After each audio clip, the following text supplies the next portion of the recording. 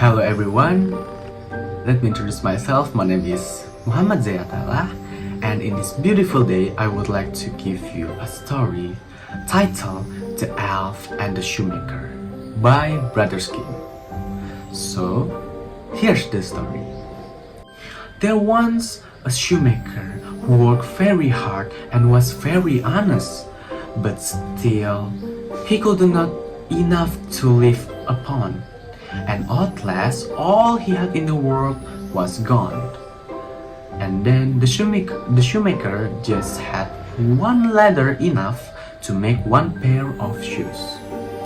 Then he cut his leather out, all ready to make up the next day, meaning to rise early in the morning to his work. His conscience was clear, and his heart light amidst all of his trouble. So he went peaceably to bed, left all his cares to heaven, and soon fell asleep. In the morning, after he had said his prayers, he sat himself down to his work, when to his great wonder there stood the shoes that already made, upon the table, of course. And then the good man knew not what to say or think at such an odd thing happening. He looked at the workmanship. There was not one false stitch in the whole job. All was so neat and true that this was quite a masterpiece. And in the same day, a customer came in, and the shoes suited him well, so that customer paid double price higher than the usual for the shoemaker. And then with that money, the shoemaker can buy leather enough to make 2 pairs more. And just like the usual, in the evening he got out of the work and went to bed early, that he might get up and begin bedtimes next day.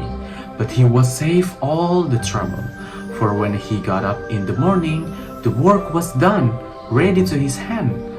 Soon there's a buyers, and then that buyer came and then paid that shoes for double price again, so that the shoemaker can buy the leather enough for 4 pair more.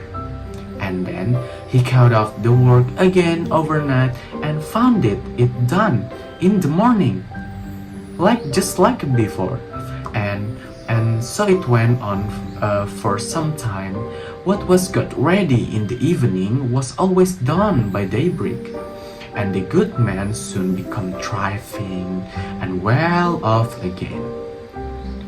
In the one evening, about Christmas time, as he and his wife sitting over the fire, chatting together, and then the shoemaker said to his wife, "I should like to sit up and watch tonight, that we may see who it is that comes and does my work for me."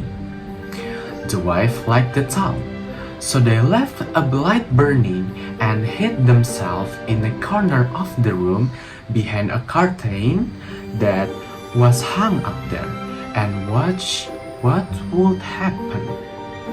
As soon as it was midnight, there came in 2 naked dwarfs, and then sat themselves upon the shoemaker bench, took up all the wood was cut out, and began to play with their little fingers, stitching and then wrapping, tapping away at such a rate that the shoemaker was all wonder and could not take his eyes off them.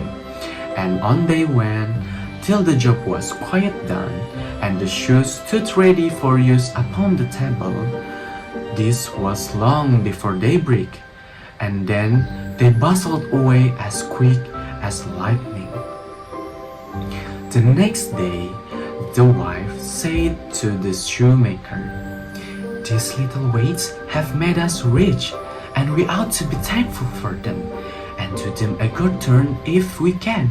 I am quite sorry to see them run about as they do, and indeed it is not very decent. for they have nothing upon their backs to keep off the cold. And I tell you what, I will make each of them a shirt and a coat and waistcoat and a pair of pantaloons into the bargain, and you make each of them a little pair of shoes. The tall pleased the good cobbler very much, and in one evening, when all the things were ready, they laid them on the table instead of the work that they used to cut out, and then they went and hid themselves, and then they watched the little elf will do. And after that, about the midnight, so the elf came back again. They dancing, they skipping and hop around the room, and then went sit down together to their work as usual.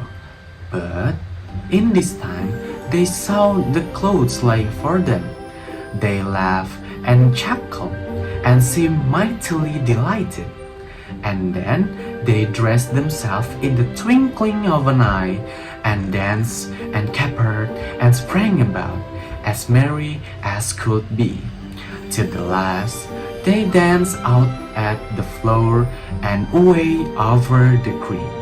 The good couple saw them no more, but everything went well with them from that time forward, as long as they live.